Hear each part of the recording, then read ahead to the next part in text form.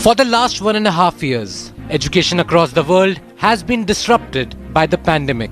As vaccination picks up, schools and colleges are slowly opening up across the world, but not in India.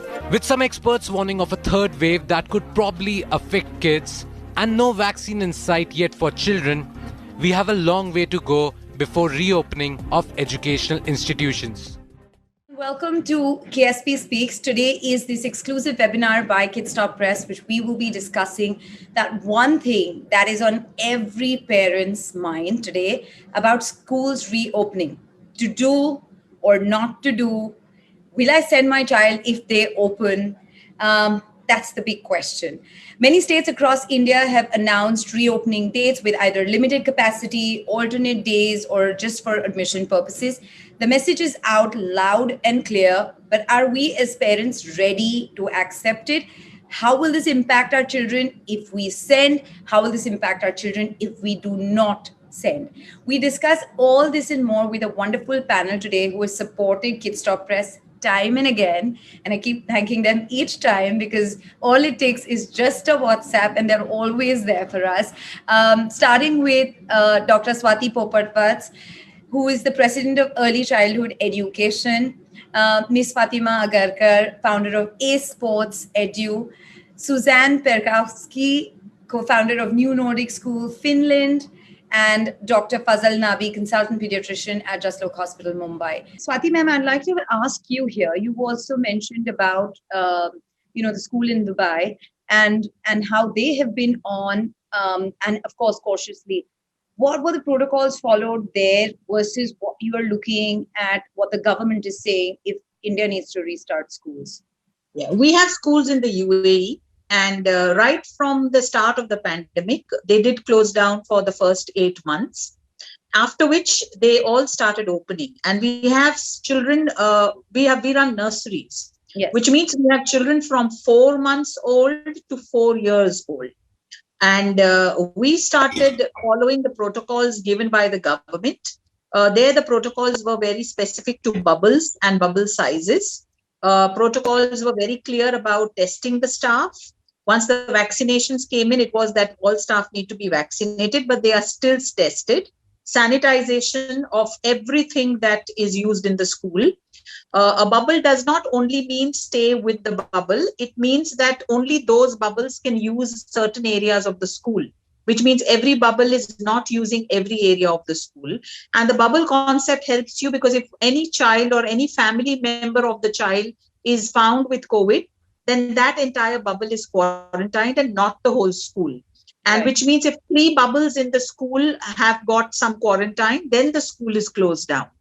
So it is very, very specific. And in the last 3 months, the bubble size now has been increased by the UAE government. So it's very specific. And if I would say that the government of India has also come out with very good specifications, and the Early Childhood Association has come out with a whole manual for how to open, and it's applicable to every age group. It details out what you should do for parents, what you should do for children, and what you should do for teachers. The question that Fatima raised is playing on parents' minds about masks, that it is difficult to stay with a mask for so long. I think what needs to be taught to children is how to take an air gulp. Because after wearing a mask for an hour, you need to breathe. If we teach children where to go and take that little air gulp where they won't be contaminated by another person, those are the kind of practices that we will have to inculcate in the children and the parents for them to feel comfortable. One most important thing which we have done in Dubai is we're very strict with the parents about what they do beyond school hours, which means if parents are going to keep on partying, they are going to bring the virus home, and that would affect the children then. So it's like, Mansi, there is a small town in Italy called Reggio Emilia.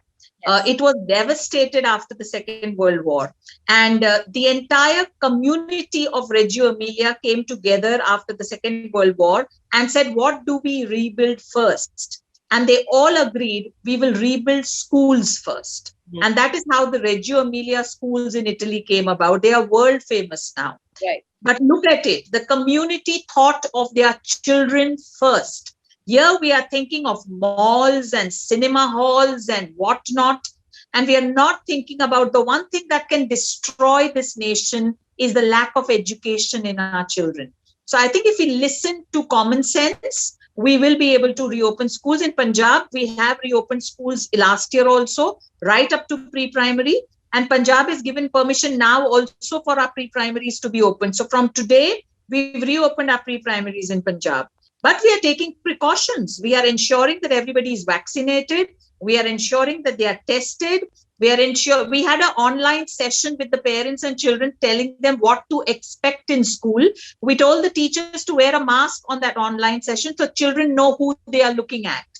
We've told teachers to wear a big photograph of themselves on their chest so that when they are masked up, young children can see who they are talking to. So it's simple things like this which will help us to reopen school faster.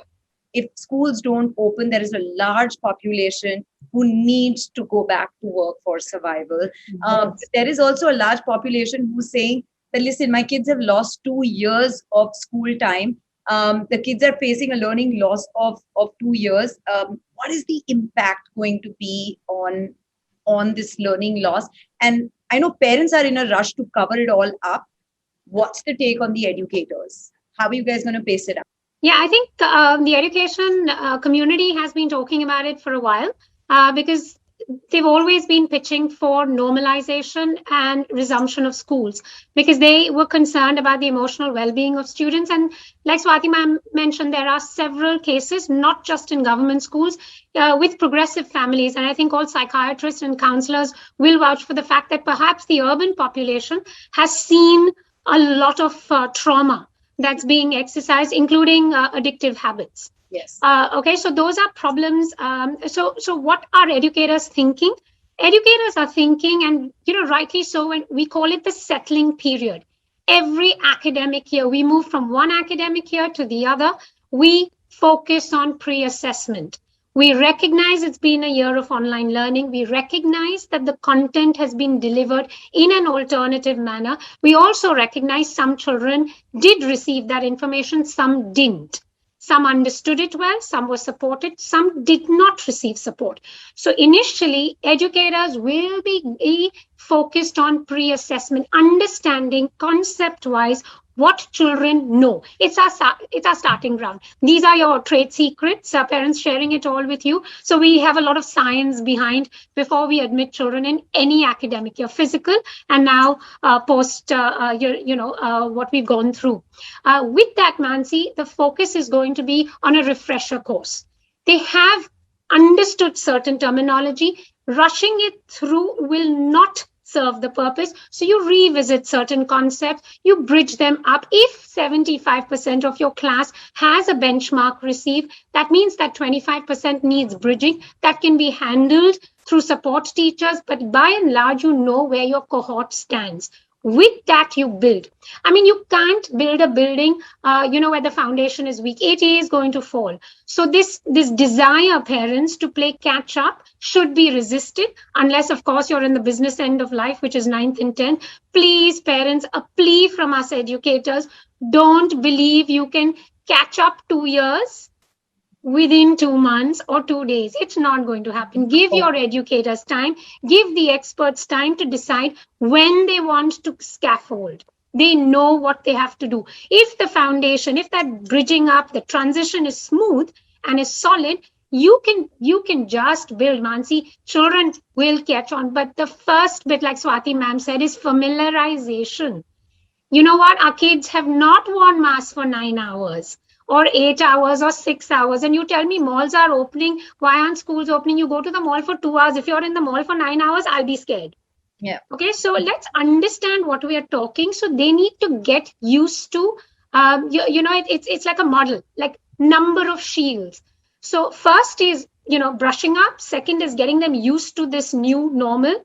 My concern, Mansi, is also going to be 3 things. Sharing of snacks, that's going to be tough. Restroom protocols. You're going to have them in bubbles, because that's where the spread happens. Disposable, stuff. They cannot be using each other's stuff. So sharing is caring. A concept now suddenly goes away, where you're saying, "Hey, listen, stay in your territory." Right. So it's going to be a lot of unlearning that we were initially talking about, and also those kids who've never seen physical school is going to be like, "What? There is a world outside of a screen. I can't mute my teacher. I can't just run off. I have to be in this room. I mean, I can't open the door and run off." So, you know what? It's going to be transition. I think educators are thinking about transitioning with a lot of science and fact and customization. You will see this. We've learned that works. We are going to customize the content, provided parents trust us. Now, that is a component that always happens, because, Mansi, you're in another school.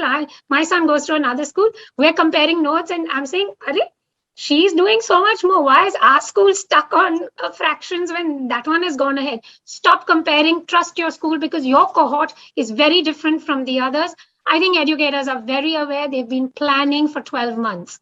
Right. Mansi, we actually spoke about this last year as well. I'm going to echo what Suzanne said. I'm actually going to echo what Dr. Nabi and Swati ma'am said as well. We have to look at normalization. If we are thinking of it, we will think about vaccination. We will think about families getting vaccinated. All our teachers, unfortunately, Swati ma'am has been a big pioneer of this. Our teachers were not a priority. We were way lower down in the pecking order, and unfortunately, we didn't treat education as important enough. We were happy with online till it lasted and served our purpose. Now we're realizing, hey, listen, this is longer than we expected. So we need to start thinking, we need to start normalizing by rotation, all of that. But all of this will depend on the COVID protocols maintained at home.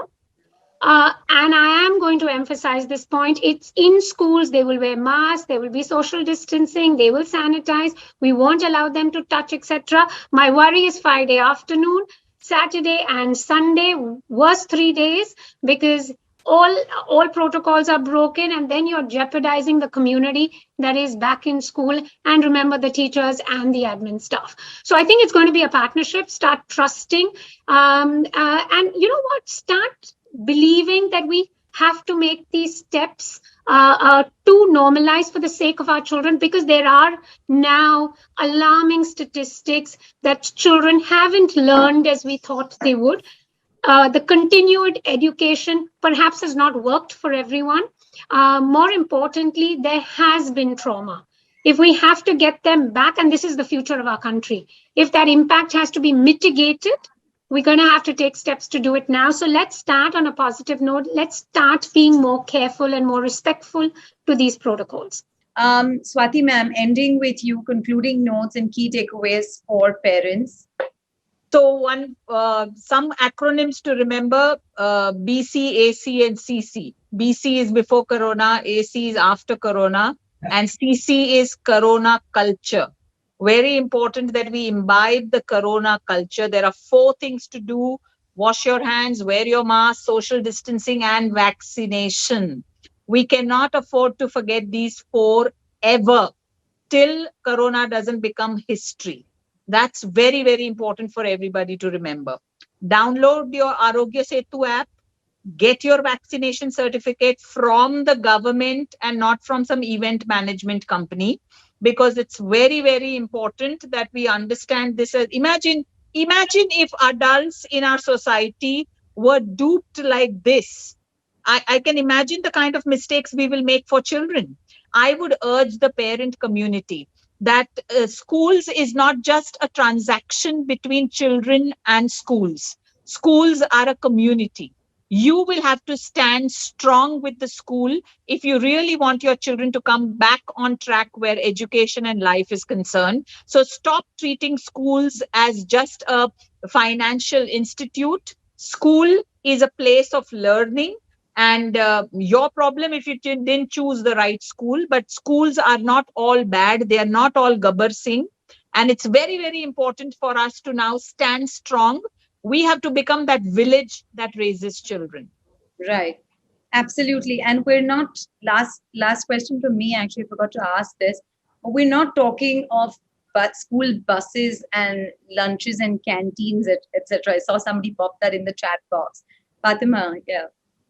We're going to have to be concerned about those things. Parents, you have to understand that these are your potential hot spots, as I call them. These are areas that I think need more time. You've got to support the school as far as transport is concerned, about lunch, as far as lunch is concerned, hard as it is. I think let's prioritize learning, like Swati ma'am said, like Suzanne said, like Dr. Nabi said, let's get them back emotionally ready. The logistics are going to take time, and they should. My worry is if you start school, start bus, start lunch, you're potentially putting yourself up for failure. Yeah. We need to take it baby steps. I think Suzanne mentioned it time and time again. Let's start with that. Let's prioritize. Transport is going to be difficult till everyone's vaccinated, and I would worry, about that because then it's difficult. Children will want to sit together. At least in school, we are physically distancing them through our desks, through our partitions, etc. Lunch, strict no. It has to come from home. You will eat from your box, you will eat from your plate, and you will pack it and take it home and wash it. It cannot be washed or reheated even in school. Avoid those things. Avoid where you are putting them in clusters, because you are then potentially putting them at risk. When you get comfortable, when your community is vaccinated, when everybody is safe in that bubble, then you can. So I think those are the things that are going to be important. And, you've got to support the school. You've just got to support the school. Wait for these. These are logistics. I think priorities on learning. We may not start lunches in school, but children will still need to eat their snacks. And the only solution is, because at that time they will have to remove their masks. The only solution is in the school canteen, all the tables have those 4 transparent, demarcations. You put those partitions so that only 4 children can sit on a table, and each one is separated from the other by 2 partitions, so that when they are eating, they're maintaining that social distancing, and they're not going to fall into trouble. So we will have to take these kind of precautions. But a school bus, total no right now. Because in school bus, the poor bus attendants are not able to control the children. These people will all throw their masks on one another, and it's the total chaos. Right. No, absolutely. Thank you so much for chatting with us this evening, and of course, for just helping us prioritize education over everything else. And I am guilty as charged when I say that yes, Friday to Sunday, I am not responsible. I'm going to be honest. I'm going to be very, very honest about it. But now that my children, if I have to prioritize education, I will have to be more responsible. And we cannot afford to jeopardize the hundreds of different families that come into school. Maybe sometimes these are thoughts that don't cross our minds as parents. And I'm so glad that we had this chat today, because it really helps us just realize that it's not us alone. It's the community of parent, teachers, educators. And I'm going to just conclude with what Swati ma'am said, that when that little town in Italy was brought down to bare bones, they built the school first, and that's what we all need to prioritize. So I hope everyone here is going to take efforts to do that.